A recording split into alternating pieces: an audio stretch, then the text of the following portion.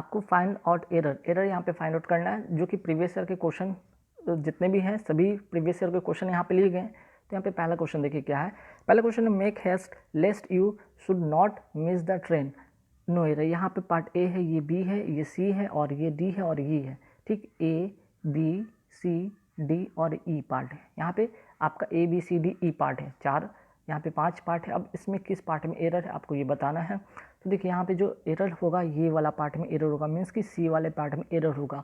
अब क्या होगा यहाँ पे एरर, ये सुनिएगा। देखिए यहाँ पे नॉट का यूज़ नहीं होगा, नॉट का यूज़ नहीं होगा क्यों, क्योंकि लेस्ट के बाद, ठीक है, लेस्ट के बाद जो होता है नॉट का प्रयोग नहीं होता है। ठीक है, लेस्ट जो होता है अपने आप में एक निगेटिव सेंस देता है। ये क्या देता है, अपने आप में एक निगेटिव सेंस देता है। ठीक, तो यहाँ पे एरर आपको इस तरह से मिलेंगे, या फिर कई बार यहाँ पे शुड से रिलेटेड यहाँ पे शुड हटा दिया जाएगा। Make haste lest you not या you are not miss the train, ऐसे करके भी आपको एरर मिलेंगे। तो याद रखिए लेस्ट अपने आप में निगेटिव है और इसके साथ कभी नॉट नहीं आता है, और लेस्ट के साथ कभी भी आएगा वो क्या आएगा, वो शुड लेकर आएगा। ठीक, लेस्ट के साथ शुड आएगा और ये कभी भी निगेटिव नहीं हो इसके साथ आएगा, क्योंकि ऑलरेडी ये लेस्ट क्या है, अपने आप में निगेटिव है। ठीक, तो पहला क्वेश्चन बहुत इंपॉर्टेंट है, कई बार एसएससी के एग्जाम में पूछा गया। खासकर अगर सीएचएसएल की बात करें, एमटीएस की बात करें, सीजीएल की बात करें, तो कई बार ये जो क्वेश्चन है ये क्वेश्चन रिपीट हुए हैं। तो इस क्वेश्चन को आप देख लीजिएगा ध्यान से। तो याद रखिएगा इसका नियम क्या है, लेस्ट के साथ कभी भी निगेटिव नहीं होता है, मीन्स कि अपने आप में निगेटिव है। दूसरा चीज़ कि लेस्ट के साथ शुड का यूज़ होगा। चलिए आगे बढ़ेंगे नेक्स्ट क्वेश्चन पे। नेक्स्ट क्वेश्चन क्या है कि many of us don't know to swim, many of us don't know to swim at all, no error. अब यहाँ पे ए बी सी डी ई किस पार्ट में एरर है ना, यहाँ पे किस पार्ट में एरर है आपको ये बताना है। तो जो यहाँ पे जो एरर होगा आपका सी वाले पार्ट में एरर होगा। ठीक, क्योंकि टू के पहले हाउ का अगर प्रयोग होगा, ठीक, तो क्योंकि नो के बाद हाउ, यहाँ पे ध्यान रखिएगा, नो के बाद क्या होगा, नो के बाद हाउ वेन वेयर व्हाट आदि में से अर्थ के अनुसार किसी एक का प्रयोग कर इन्फिनेटिव का प्रयोग किया जाता है। ठीक, ध्यान रखिएगा, टू के पहले अगर हाउ की बात की गई, ठीक है, टू के पहले अगर हाउ रहे, ठीक, टू के पहले अगर हाउ रहे तो उसके बाद क्या करना होगा, सॉरी टू के पहले अगर नो रहे तो क्या करना पड़ेगा आपको, टू के पहले, ठीक है, इस गैप में क्या आपको करना होगा, हाउ का यूज़ करना होगा। ध्यान रखिए टू के पहले हाउ का प्रयोग होगा, टू के पहले क्या प्रयोग होगा, यहाँ पे हाउ का प्रयोग होगा। क्यों, क्योंकि नो के बाद जो होगा यहाँ पे, नो के बाद व्हेन वेयर व्हाट आदि में से अर्थ के अनुसार किसी एक का प्रयोग करते हैं। ठीक, हाउ यहाँ पे नो हाउ यूज़ कर सकते हैं, नो व्हेन यूज़ कर सकते हैं, वेयर यूज़ कर सकते हैं, व्हाट यूज़ कर सकते हैं। तो ठीक, यहाँ पे अगर बात करें सब, यहाँ पे अगर मीनिंग के अनुसार की बात करें की जाए या अर्थ के अनुसार बात की जाए तो मीनिंग ऑफ अस के साथ don't know how to swim होगा यहाँ पे करेक्ट आंसर। ठीक, तो सी पार्ट में यहाँ पे एरर है, आपको टू के पहले हाउ का यूज़ करना होगा। चलिए नेक्स्ट क्वेश्चन पे आते हैं। नेक्स्ट क्वेश्चन क्या है कि eight last he was married with a poor girl. तो यहाँ पे देखिए मैरिड, यहाँ पे थोड़ा सा ध्यान रखिए, यहाँ पे कुछ चीज़ नोट आप कर लीजिएगा। ठीक, एक तो होता है मैरिड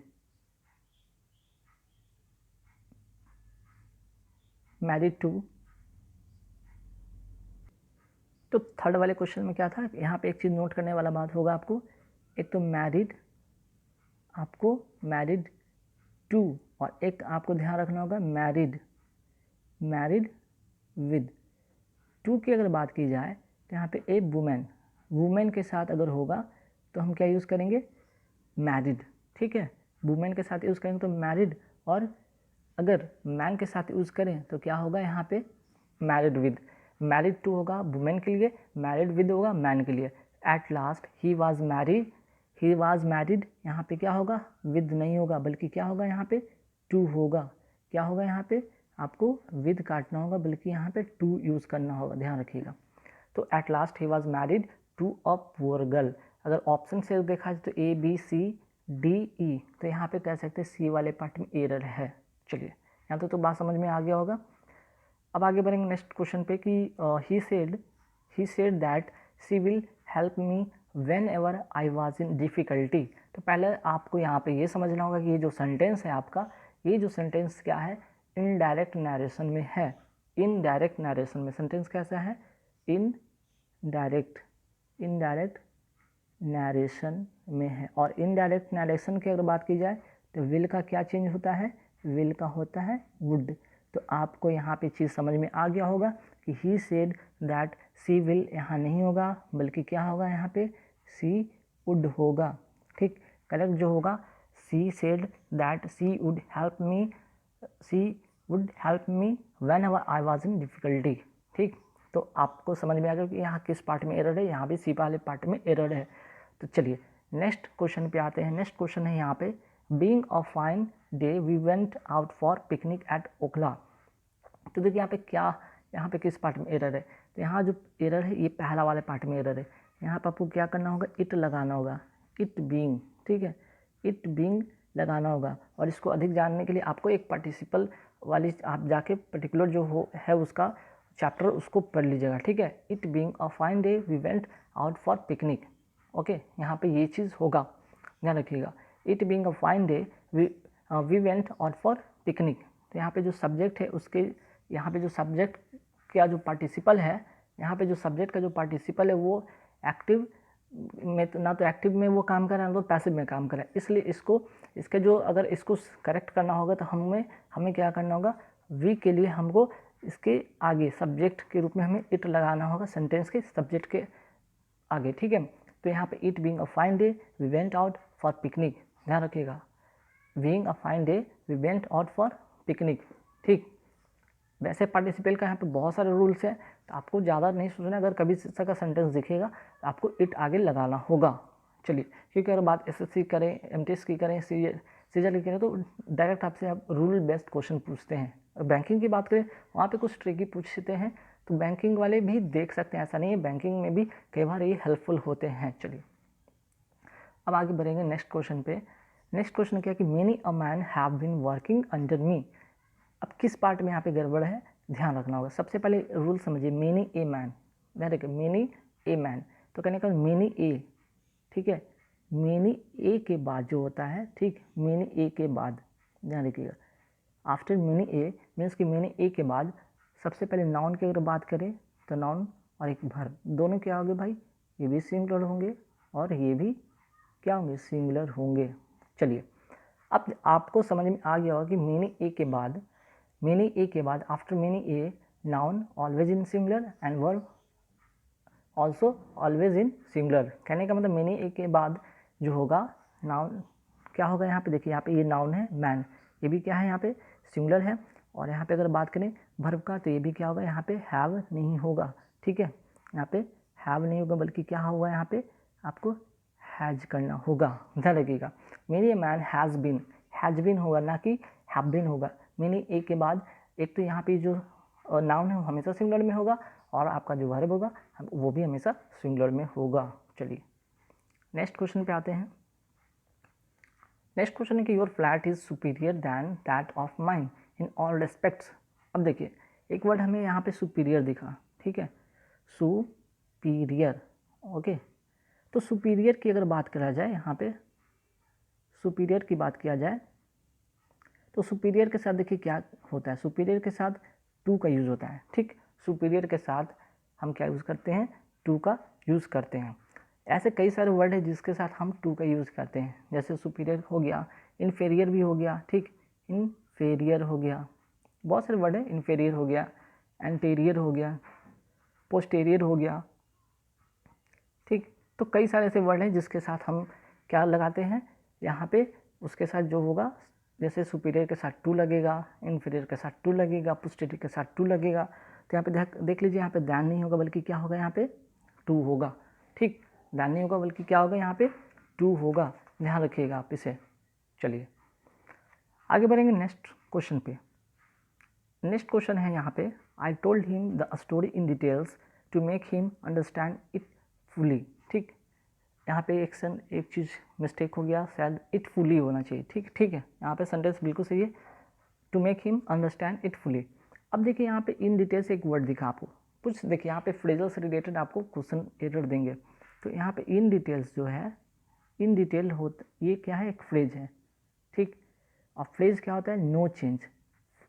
फ्रेज क्या होता है, कभी भी चेंज नहीं होता है, उसके अर्थ में इन डिटेल की बात की गई यहाँ पे, तो यहाँ पे जो इन डिटेल है एस लगाया गया जो कि यहाँ पे गलत है। एस जो लगाया गया यहाँ पे गलत है, बल्कि क्या होगा यहाँ पे इन डिटेल सही होगा। यहाँ पे एस जो लगा हुआ है वो गलत है, ठीक है। आई told him the story, in details नहीं होता है क्योंकि इन डिटेल अपने आप में एक फ्रेज है और फ्रेज कभी चेंज नहीं होता है।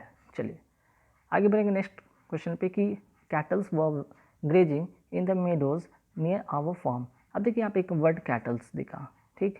तो कैटल तो अपने आप में प्लूरल है, ठीक है। कैटल अपने आप में प्लूरल है, इसका प्लूरल एस लगाकर अगर हम बनाते हैं इस तो ये गलत हो जाएगा, ठीक है। चूँकि कैटल अपने आप में प्लूरल है, इसमें एस लगा के हम इसे प्लूरल नहीं बनाते हैं। चलिए नेक्स्ट जो यहाँ पे क्वेश्चन है कि यू आर रियली सीनियर।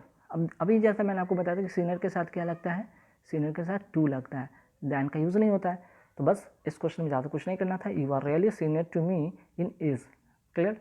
चलिए अब आते हैं यहाँ पे कुछ फिलर से रिलेटेड क्वेश्चन को देखेंगे। अब देखिए यहाँ पे एक यहाँ पे फिलर जो है ये क्वेश्चन टैग से रिलेटेड है, ठीक। क्वेश्चन टैग से रिलेटेड है और क्वेश्चन टैग का नियम आपको पढ़ लेना चाहिए। इस तरह के अगर फिलर करने हो तो आपको क्वेश्चन टैग के रूल्स पढ़ने होंगे। सबसे पहले कि निगेटिव अगर सेंटेंस है तो उसे पॉजिटिव में चेंज कीजिए, अगर पॉजिटिव सेंटेंस है तो उसे निगेटिव में चेंज कीजिए, ठीक। इस बात पर आपको फोकस करना होगा। अब देखिए यहाँ पे सेंटेंस का यू विल कम, ये क्या है, पॉजिटिव में है, ठीक। ये पॉजिटिव में है तो सेंटेंस क्या होगा, निगेटिव में होगा। तो चलो ये तो होगा नहीं, ऑलरेडी पॉजिटिव में। 3 बच के निगेटिव में।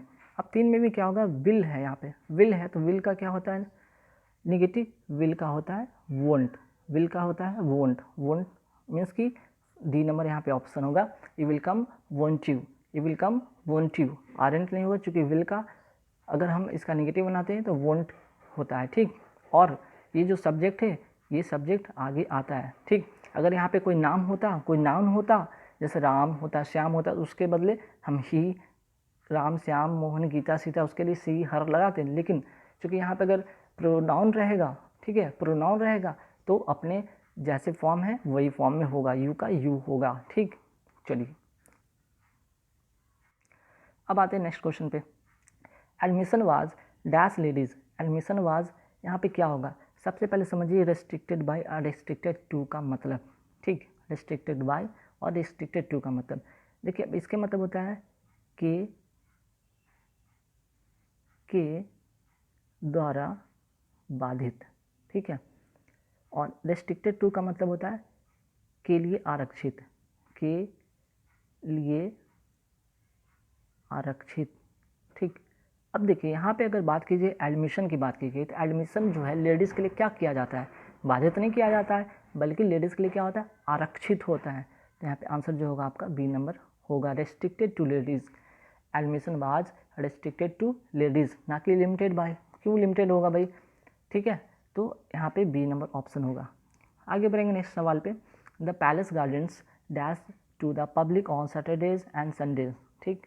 अब यहाँ पे क्या होगा तो समझिएगा, यहाँ पे ऑलरेडी यहाँ पे बात की गई है कि सबसे पहले अगर बात होगा अगर जनरल फॉर्म में हो, ठीक है, जनरल पर्पस से, अगर जनरल पर्पस की बात की जाए तो सेंटेंस क्या होगा, सबसे पहले जो होगा सब्जेक्ट क्या होगा, सिंगुलर होगा, ठीक है। सब्जेक्ट क्या होगा, सिंगुलर होगा और प्रेजेंट में होगा, ठीक, प्रेजेंट में होगा। तो देखिए यहाँ पे ऑप्शन के अनुसार जो होगा ये इज़ होगा, the palace gardens is open to the public on Saturday and Sundays, okay. चलिए नेक्स्ट क्वेश्चन है। अब देखिए इन क्वेश्चन में यहाँ पे चारों जो ऑप्शन है अपने आप में बहुत ही खास बनाता है। देखिए तीनों का मतलब बोलने के टर्म में लगभग सेम होते हैं। जैसे यहाँ पे एक्सपेक्ट की बात करते हैं, एक्सपेक्ट की बात कर सकते हैं, आशा कर सकते हैं, या हम क्या कर सकते हैं, अनुमान लगा सकते हैं, अनुमान कर सकते हैं, ठीक। एक्सेप्ट का मतलब होता है छोड़कर, किसी चीज़ को छोड़कर, है ना। और एस्पेक्ट मतलब पहलू होता है, किसी चीज़ की पहलू। और एक्सेप्ट मतलब तो आप सभी को पता होगा कि स्वीकार करना होता है। अब यहाँ पे बात की गई I dash you to be home by 8 o'clock। अब मैं क्या करूँगा भाई, आपको आपके घर पर 8 बजे तक क्या करूँगा, आई एक्सपेक्ट कर सकता हूँ कि I expect you to be home by 8 o'clock। मैं आशा कर सकता हूँ कि या अनुमान कर सकता हूँ कि आप 8 बजे तक घर पे होंगे, है ना, 8 बजे तक घर पे ही होते होंगे, ऐसा अनुमान कर सकते हैं। तो ऑप्शन नंबर यहाँ पे डी होगा। चलिए अब आते हैं क्वेश्चन नंबर 15 पे। क्वेश्चन नंबर 15 क्या है कि 2 boys dash the prize for general proficiency.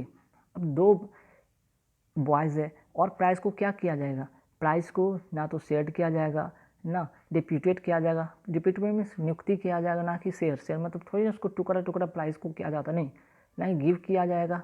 2 boys decide किया जाएगा ना, 2 लोग हैं। अब 2 लोग हैं तो 2 लोग में डिसाइड होगा, किसी एक को तो मिलना होगा ना, 2 में से किसी एक को तो मिलेगा, चाहे इसको मिलेगा या इसको मिलेगा। तो यहाँ पर डिसाइड होता है, ना कि गिव होगा, दोनों को नहीं दिया जाएगा। 2 boys decided for the price for general proficiency. चलिए अब आते हैं यहाँ से क्वेश्चन जो हो गया आपका साइनो हो गया, ठीक है। बेस्ट एक्सप्रेस मीन्स की सैनोनिम्स, ठीक है, सिनोनिम्स यहाँ से शुरू होता है। अब देखिए यहाँ पे बार्गेन, बार्गेन का जो सिनोनिम्स क्या होगा, यहाँ पे 4 ऑप्शन दिखेंगे आपको, बोनस, नेगोशिएट, डिस्प्यूट, सरप्लस। सबसे पहले आपको जाना होगा बार्गेन का मतलब होता है क्या। बार्गेन का मतलब होता है मोल भाव करना, है ना, मोल भाव करना, नेगोशिएट करना, मोल भाव करना। अब बार्गेन का मतलब होता है मोल भाव करना और नेगोशिएट का भी मतलब होता है मोल भाव करना, ठीक।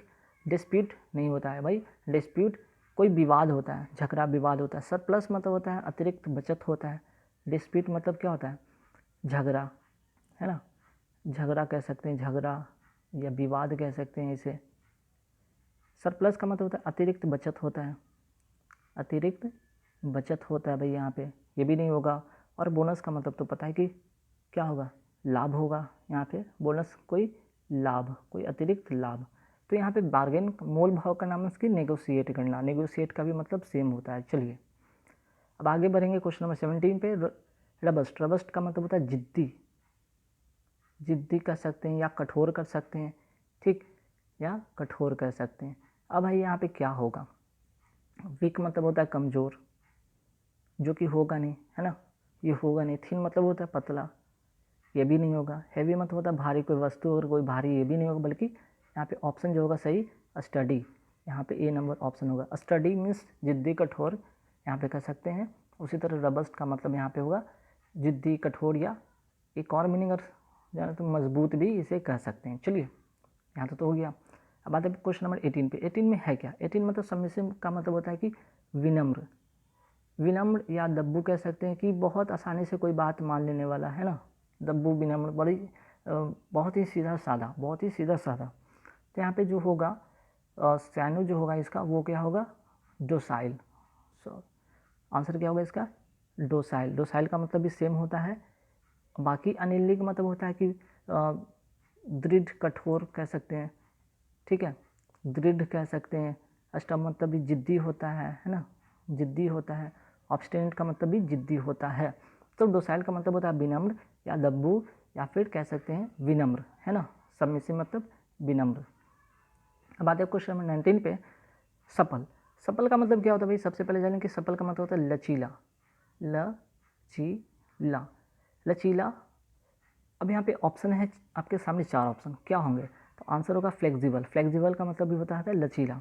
बाकी रिजिड मतलब होता है हार्ड, मतलब रिजिड मतलब भी कठोर होता है, हार्ड मतलब भी कठोर होता है, राउंड मतलब गोल गोल, कुछ ऐसा होता नहीं है। करेक्ट आंसर होगा सी। अब आते हैं एफ्लुएंट। एफ्लुएंट का मतलब क्या होता है, धनी, ठीक, एफ्लुएंट का मतलब होता है धनी। और यहाँ पे इसका करेक्ट मीनिंग होगा वेल्दी। वेल्दी का मतलब भी होता है सेम, इसका भी मतलब होता है धनी। तो आपका आंसर होगा यहाँ पे डी नंबर ऑप्शन।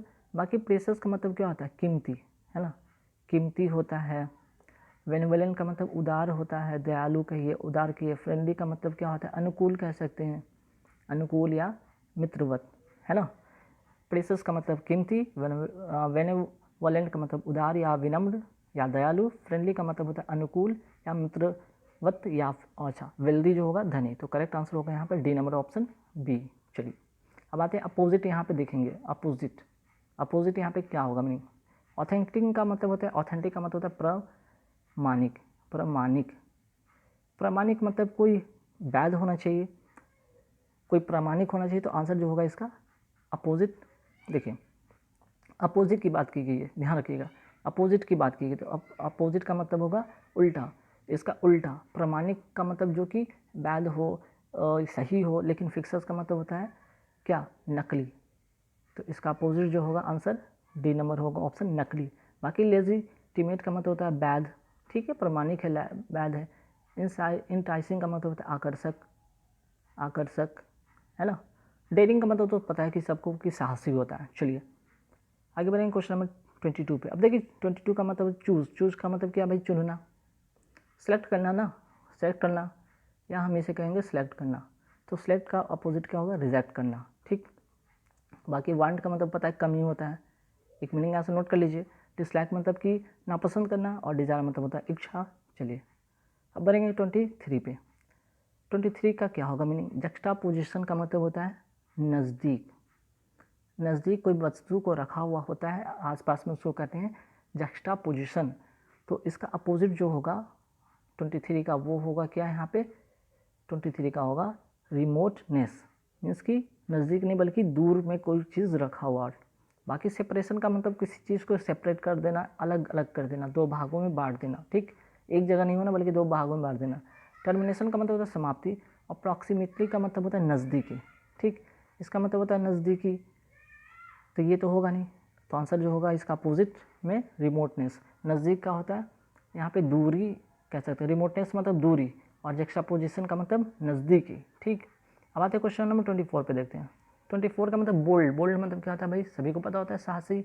अब साहसी का उल्टा क्या होगा, डरपोक, आंसर होगा टिमिड, टिमिड का मतलब होता है डरपोक, है ना, डरपोक। बाकी ब्रेव का मतलब बहादुर होता है, ब्यूटीफुल का मतलब सुंदर होता है, वेल्दी का मतलब धनी होता है, तो ये तो होगा नहीं। अब ये क्वेश्चन नंबर 25 में आते हैं, और लास्ट क्वेश्चन है इस वीडियो का। हेस्टन का मतलब होता है जल्दी या शीघ्र, शीघ्र होता है, या फिर हम क्या करेंगे जल्दी। तो जल्दी का क्या होगा, स्लो होगा, जल्दी का क्या होगा, स्लो होगा। बाकी ऑब्स्ट्रक्ट का मतलब होता है बाधा पहुंचाना, इंस्ट्रक्ट का मतलब निर्देश करना, लैक का मतलब होता है